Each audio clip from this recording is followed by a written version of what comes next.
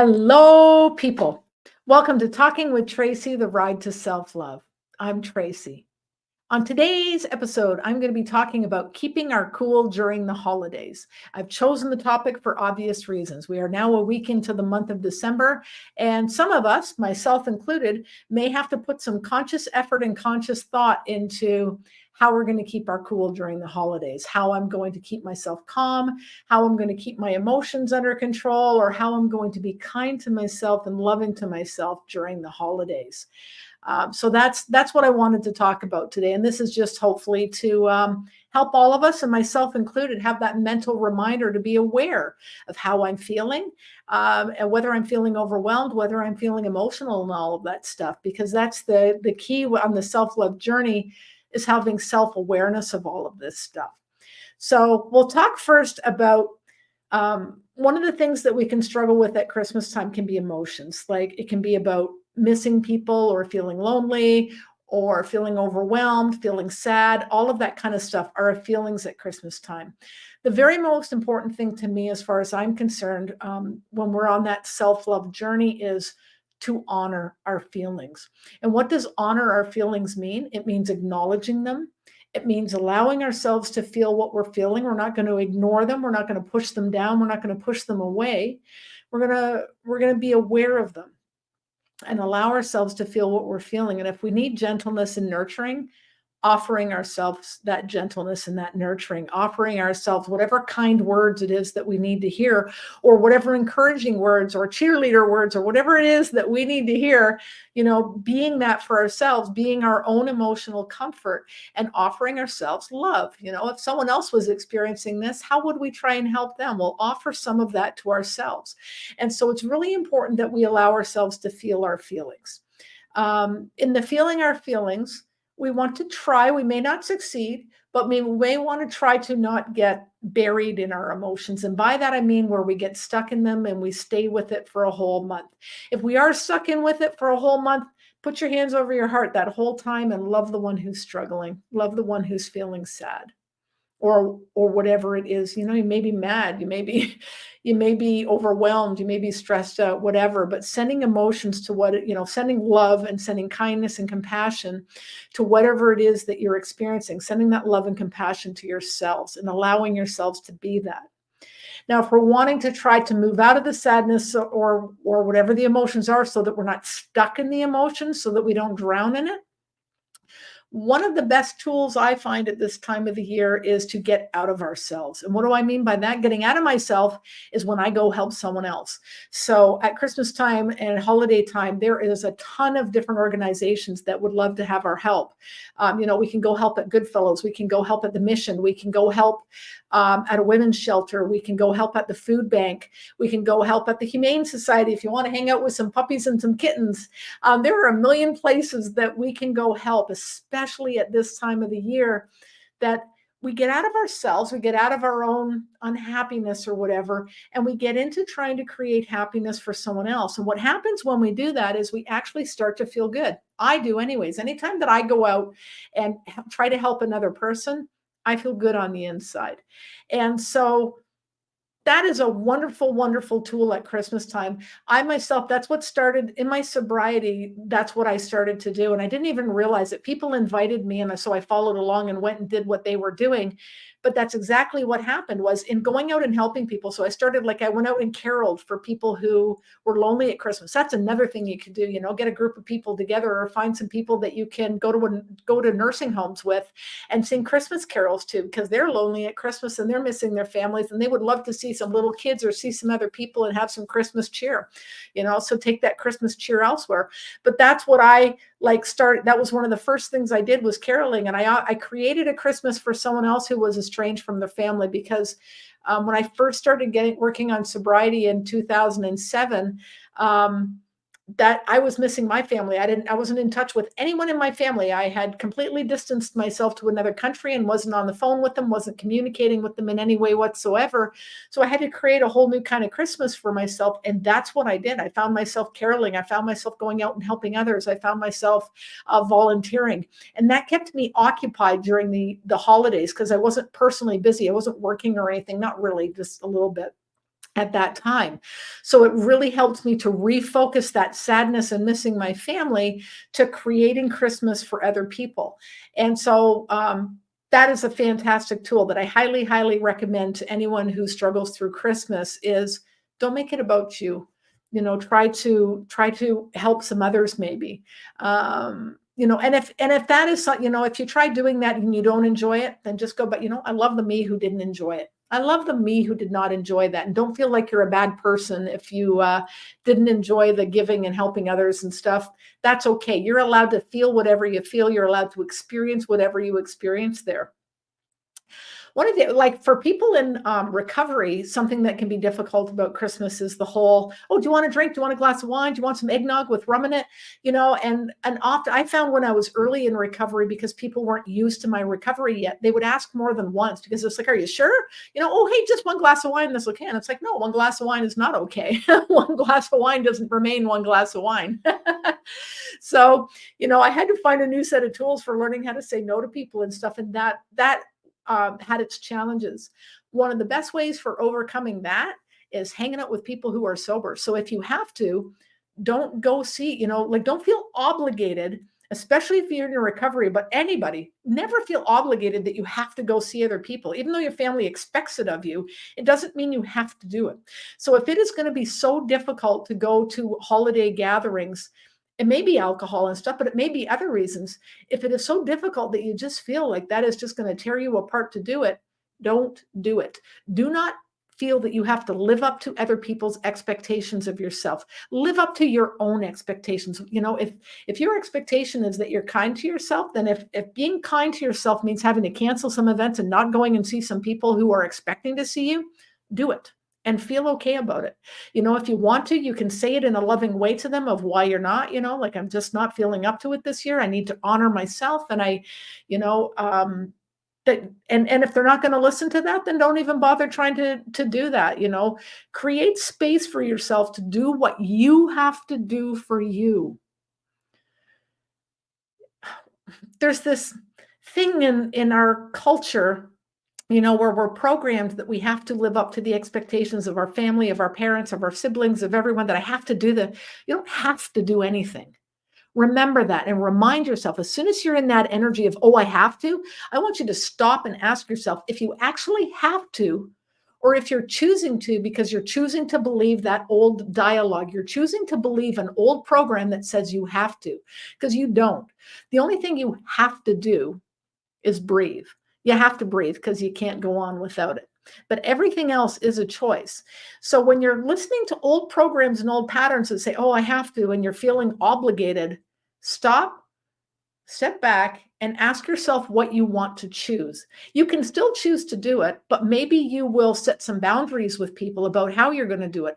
Maybe you will make sure there is an exit strategy in case it goes badly, or in case you're not enjoying yourself, of how you will get out so that you're not stuck there by someone else's vehicle. Have cab money, or have a ride, or a friend, or someone who, if you call and say, I need to get out of here, my parents are driving me crazy, then have that exit strategy ready before you go, so that you're not dependent on someone else for a ride, or dependent on whatever the case may be.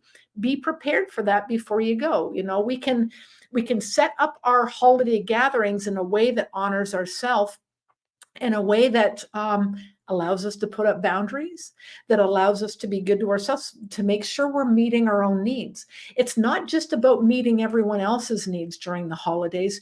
Your needs are very important. Your needs matter just as much as everyone else's. And as far as you and your actions and choices go, your needs matter the most, because you're the one who's responsible for you. You're not responsible for everyone else's happiness, and you're not responsible for everyone else's Christmas. That's the truth, okay? So you keep seeing me put my hands over my heart as I'm talking on this topic. And this is my way of saying, be gentle with me. And that's when, I'd love to see this become a habit with you. When our heart hurts, we naturally put our hands over top. My heart hurts just thinking about people struggling through Christmas and struggling with thinking that they're obligated to do things. Would love for you to create a new story around that. And that Right there actually is one of the other things I want to talk about, is about creating a new story around Christmas, the holidays, and really anything. I talked about this in the last episode, but I'm going to reiterate it a bit here for Christmas. Someone to me said the other day, Christmas is going to be hard for me. Right there. I'm going to stop, and I'm not even going to put in the reason of why they said it's going to be hard. But anytime that we say something and we believe it, we are really in the act of creating it, and we're making it happen. When I say I'm going to be successful at, chances are I'm going to be successful at whatever that thing is. When I say I'm going to fail at, chances are I'm going to fail at whatever it is that I'm talking about. And the same goes with Christmas is going to be hard. I'm creating that. We can tell a different story. I'm going to be gentle with myself this Christmas. That would be a great statement to say. I'm going to have a quiet Christmas this year. I am going to make my Christmas manageable this year. There are a lot of things that we can say. I remember when I first thought that Christmas was going to be hard, and that was when I got into sobriety, and I started to create that with words that I was saying. And looking back on it, here's the truth about what my first sober Christmases looked like. There was no hospital. There was no breakdown. There was no chaos that was created by the alcohol and stuff at Christmas festivities. All of that was gone. Because I was sober, Christmas was manageable. So yeah, it might have been quieter. It might have been different. There might have been some different things that I got challenged with, but I was able to manage it because I was sober. So let go of that thinking, like, when we create that story, it's going to be hard. That's literally, we're creating it just by saying that. So shifting our story and shifting what we believe definitely helps at Christmas time and any time of the year. Change the words to something that is easier. Christmas can be easy this year. And if you truly don't believe that, then say, I'm working at making Christmas manageable this year. Literally say those words. I'm working at making Christmas manageable this year. And that is a whole different statement than Christmas is going to be hard or Christmas is going to suck. Of course it's going to suck if you think it's going to suck, so like, that's the truth. So if it does end up, like, let's say you say, I'm going to make Christmas manageable, but it still ends up being really difficult. That's okay. You tried and you did your very best to make it manageable. And then you put your hands over your heart and you say, I love the one who did not enjoy Christmas this year. I love the one who's struggling through this, and send compassion. And by stopping and having the consciousness and the awareness to love the one who's experiencing it, does make it more manageable. It does make it suck less.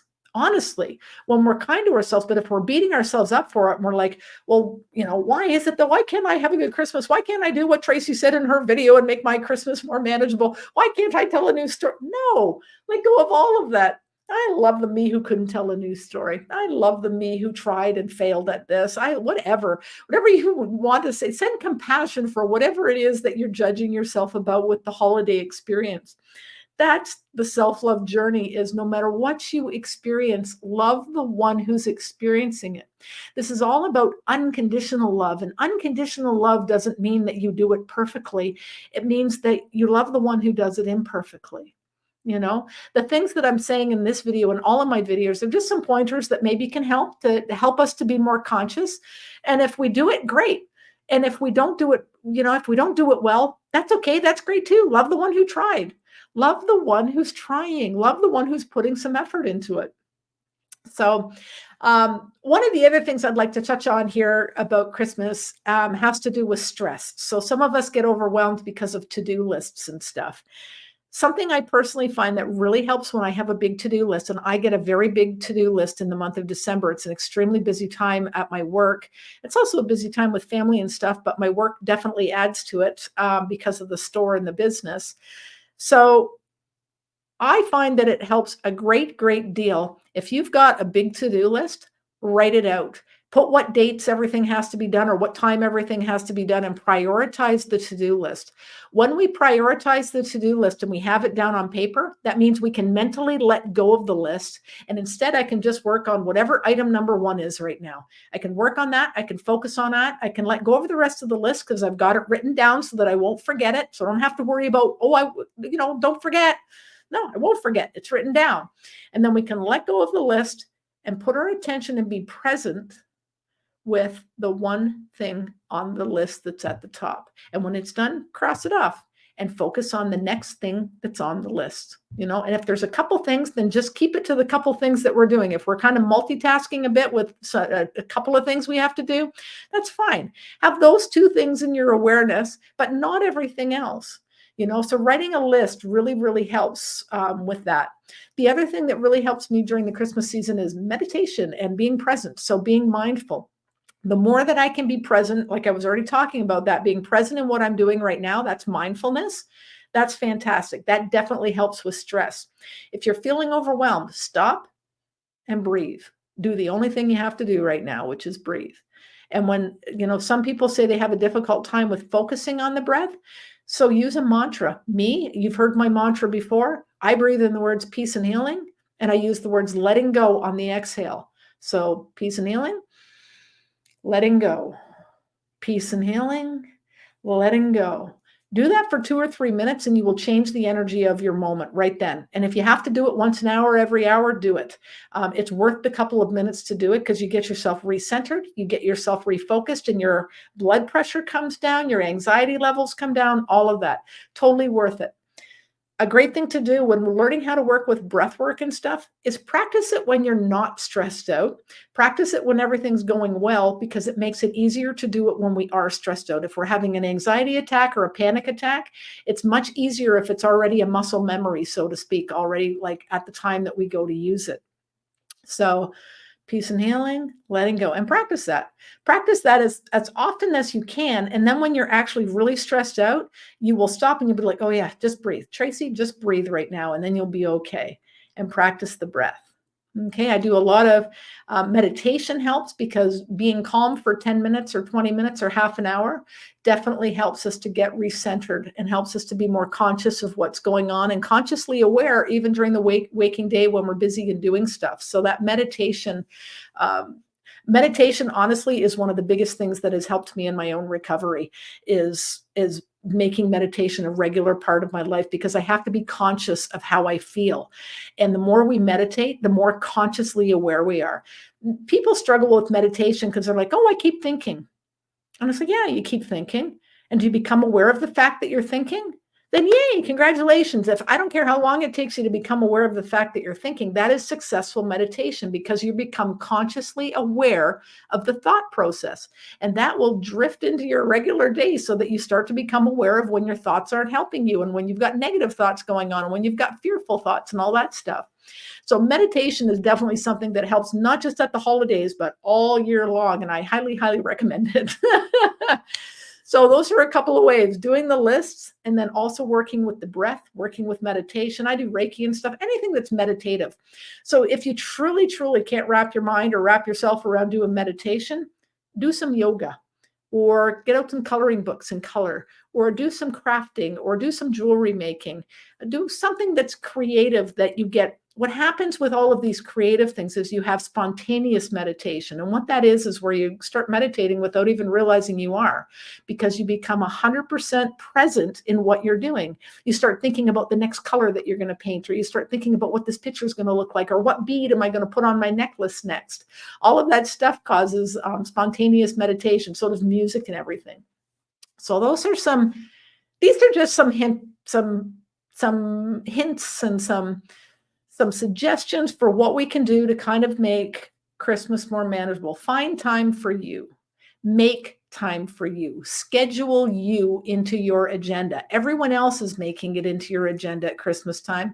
Make sure that you make it into your agenda. If you have to schedule in a hot bath, then do it. If you have to schedule in going for a walk, schedule it right into your agenda and meet that appointment just like you would a doctor's appointment or anyone else's appointment. Get you into your schedule, because you're worth it. Okay. So that's, yeah. Or like, so my agenda is on my phone, but you can use a paper agenda. I use it on my phone because I get little, I set it up, alarms go off. I have like 3 alarms for almost every event in my phone.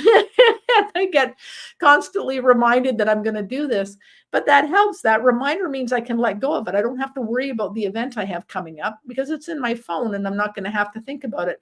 Do that with your Christmas schedule too. Put everything in the phone and when it needs to be done. And that way you'll have a reminder. And if you need to start thinking about it a week before it's due, put it in the phone calendar with a reminder at 1 week. And that way at 1 week, you remember, oh yeah, I've got to get all the stuff for the shortbread cookies or whatever it is that you're doing. Oh, speaking of shortbread, that's one other thing actually that we can do when we're sad at Christmas and we're missing family members, people who are no longer with us. Christmas traditions can be a really nice way of bringing that family to the table with us. So my memory was triggered on that with shortbread because my mom always made Scottish shortbread and I loved it. And my sister makes Scottish shortbread and my husband and I have made it. And that's a way of bringing my mom to the table. And I can bring my aunt to the table and my granny to the table by doing things that were part of their Christmas tradition. And so in doing those things, when I'm thinking of them, it allows those people to be part of my Christmas still. They're still at the table with me. They're still very much with me in spirit. I can talk to them. I can pray to them. They can talk back to me and I get signs from them. I know they're with me at this time of year and all times of the year. So I have that conscious awareness that they're with me instead of being in that constant, it's like, I could sit in the energy all month long about, oh, I'm going to miss my mom for Christmas. But the reality is I bring my mom into Christmas with me, with my Christmas traditions, but also by talking to her on a regular basis and writing her letters and staying in communication and paying attention when I get signs, when I get a sign, when I get a feather or when I get a dime drop or when I get little things or a song comes on that reminds me of my mom or a song comes on that reminds me of my granny, then I sit and I be in their energy and I know that they're with me right then. It's not like I have to miss them for my whole time on earth until we go see each other later. They still are with me and I still am paying attention and I still am listening. So listen for your ancestors because they are trying to talk to you. My ancestors are talking to me all the time. I just keep my ears open. I keep my eyes open and I'm aware of when they're with me. Yeah. No matter what you experience this holiday season, love the one who's experiencing it. Send love to yourself. If you're having a great time, love the one who's having a great time. If you're struggling, I want you to put your hands over your heart. I love the me who's struggling with Christmas this year. I love the me who's struggling with the holidays. And send yourself some compassion and some kindness.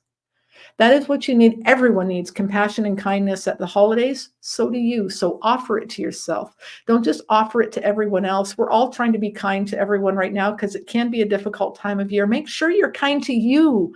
The one adult who you are responsible for on this planet is you. Be kind to you. So no matter what you experience, be gentle with yourself. Love yourself and love the one who's experiencing it. You don't have to love the experience, but I am asking you to learn how to love the one who's experiencing it. And start by saying that out loud to her or to him, okay? To you. All right. I wish everyone a safe and happy holiday season. What I'd like to do right now, put your arms around you. Tell yourself, I love me. And I want you to send yourself lots of love. Be good to you. Be gentle with you. Be kind to you because you're worth it.